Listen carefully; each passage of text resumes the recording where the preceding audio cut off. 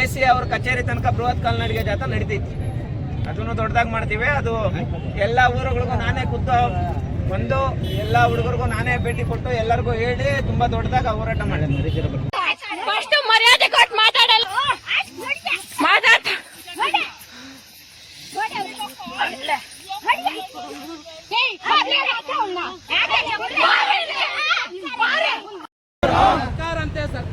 ಅವರ ಅಪ್ಪಂದಂತೆ ಸರ್ಕಾರ, ಅವರ ಅಪ್ಪಂದಂತೆ ಕಾನೂನು, ನ್ಯಾಯ ಬೇಕು, ನ್ಯಾಯ ಬೇಕು, ನ್ಯಾಯ ಬೇಕು. ಅಂಬೇಡ್ಕರ್ ಸೇವಾ ಸಮಿತಿ ಹೋರಾಟಕ್ಕೆ ಜಯವಾಗಲಿ, ಅಂಬೇಡ್ಕರ್ ಸೇವಾ ಸಮಿತಿ ಹೋರಾಟಕ್ಕೆ ಜಯವಾಗಲಿ, ಅಂಬೇಡ್ಕರ್ ಸೇವಾ ಸಮಿತಿ ಹೋರಾಟಕ್ಕೆ ಜಯವಾಗಲಿ. ಬೇಕೇ ಬೇಕು, ನ್ಯಾಯ ಬೇಕು, ಬೇಕೇ ಬೇಕು, ನ್ಯಾಯ ಬೇಕು, ಬೇಕೇ ಬೇಕು. ನ್ಯಾಯ.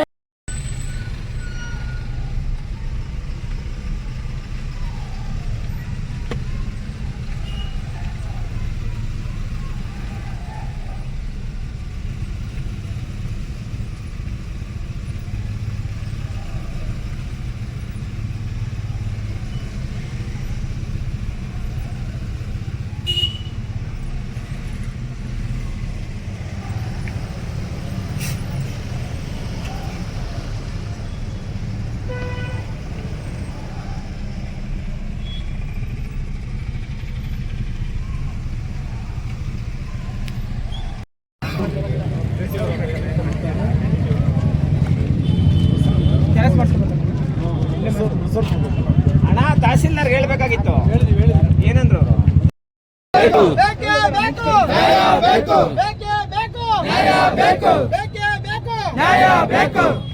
ಒಂದ್ ನಿಮಿಷ. ಈಗ ನಾವು ಏನು ದಲಿತರ ಮೇಲೆ ದೌರ್ಜನ್ಯ ನಡೆದು ಅವ್ರನ್ನ ಹೊಡೆದು ಅವ್ರು ಕೊಡಬಾರ್ದು ಕೆಲಸ ಕೊಟ್ಟು ಚಿತ್ರಹಿಂಸೆ ಕೊಟ್ಟು ಆಮೇಲೆ ಕೇವಲ 4 ದಿನದಲ್ಲಿ ಹೈಕೋರ್ಟಲ್ಲಿ ಹೋಗಿ ಸ್ಟೇ ತಂದಿರೋದು. ಆ ಘಟನೆಗೆ ಸಂಬಂಧಪಟ್ಟಂಗೆ ಕುರಿತು ಹೋರಾಟ, ಈ ಒಂದು ಹೋರಾಟಕ್ಕೆ ಯಾವ ಊರಿಗೂ ನಾನು ಹೇಳಿಲ್ಲ, ಅವ್ರು ನೀವೆಲ್ಲ ಬರ್ರಿ ಅಂತ ಹೇಳ್ಬಿಟ್ಟು ನಾನು ಹೇಳಿಲ್ಲ, ಯಾರು ಇದು ಮಾಡಿಲ್ಲ. ಇಷ್ಟು ಜನ ಸೇರಿ ಒಂದು ಹೋರಾಟನ ಯಶಸ್ವಿ ಮಾಡೋಂಥ ಕೆಲಸ ಮಾಡಿದ್ದೀರಾ.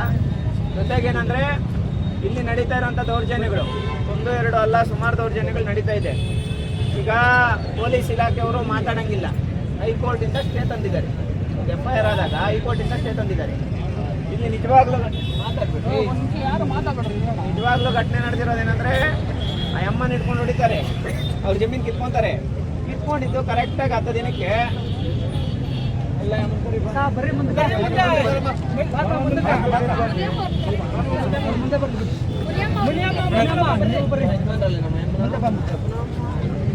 ಆ ಜಮೀನು ಕಿತ್ಕೊಂಡು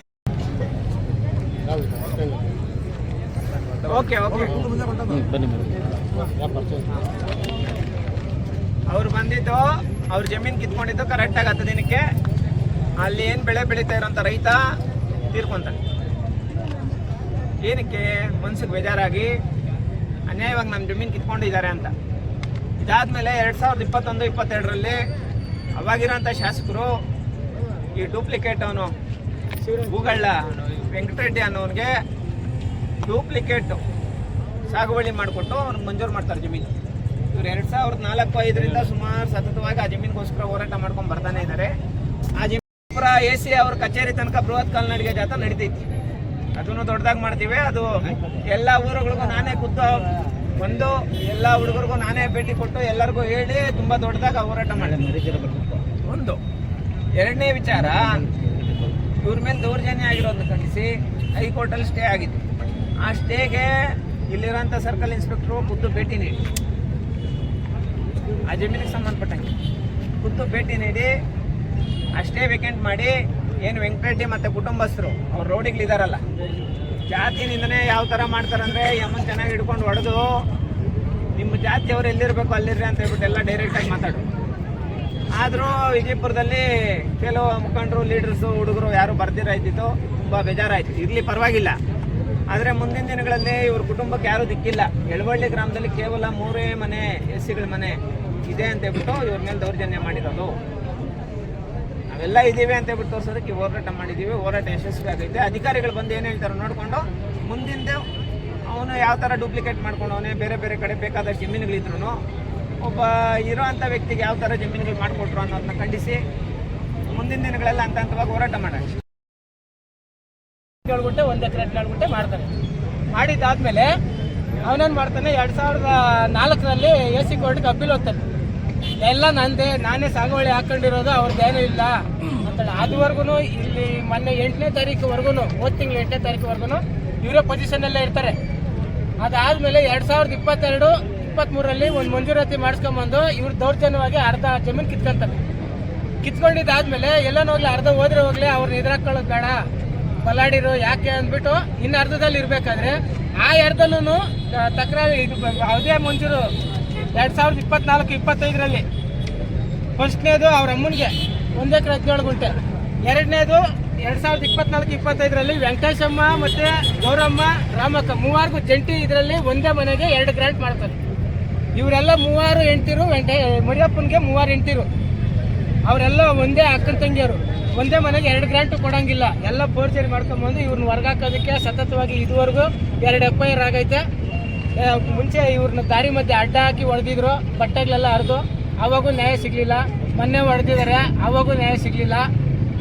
ಭೂಮಿಯಿಂದ ಆಚೆನೆ ಹಾಕಿದ್ದಾರೆ, ಎಳೆದು ಮುಳ್ತಂತಿ ಮೇಲೆ ಎಲ್ಲ ಒದ್ದಾಡಿಸಿ. ಇದೇ ಗುಂಗಲ್ಲೇ ಜಮೀನಲ್ಲಿ ಇದ್ದಿದ್ದ ಬೆಳೆ, ಮೆಣಸಿನ ಗಿಡ ಎಲ್ಲ ಹೋಗಿದ್ದಕ್ಕೆ ನಮ್ಮ ಅತ್ತೆ, ನಮ್ಮ ಮಾವವರು ಅವರು ಅದೇ ಕೊರಗಲ್ಲಿ, ಅದೇ ಇದರಲ್ಲಿ ಮೊನ್ನೆ ರೀಸೆಂಟಾಗಿ ತೀರೋದು. ಅದು ಪಾಯ್ಸನ್ ತಗೊಂಡೆ ತೀರೋದು. ಭೂಮಿ ಮೇಲೆ ಯಾವಾಗೂ ಅದೇ ಹೋಯ್ತು ಅಂದ್ಬಿಟ್ಟು ಅದೇ ಗುಂಗಲ್ಲೇ ಅದೇ ಭೂಮಿಯಿಂದ ಅವರು ಪ್ರಾಣ ಕಳ್ಕೊಂಡು ಇಷ್ಟ ಆಗಿದೆ. ಇದು ವಾಸ್ತವಾಂಶ. ಜಮೀನುಗಳಲ್ಲಿ ಇವ್ರಿಗೆ ಆಗ್ತಾ ಇರೋಂಥ ದೌರ್ಜನ್ಯಗಳು, ಅನ್ಯಾಯಗಳು. ಆದರೆ ಅಧಿಕಾರಿಗಳು ಮೌನ ಹೋಗಬಾರ್ದು.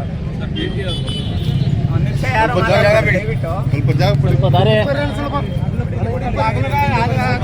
ಸ್ವಲ್ಪ ದಾರಿ ಬಿಟ್ಬಿಡ್ರಿ. ಈ ಕಡೆ ಬರ್ರಿ, ಏನು ಮಾಡ್ರಿ, ಸ್ವಲ್ಪ ಪಾಪ ಈ ಕಡೆ. ಹಿಂದೆ ಬರ್ರಪ್ಪ, ಹಿಂದೆ ಬರ್ರಿ.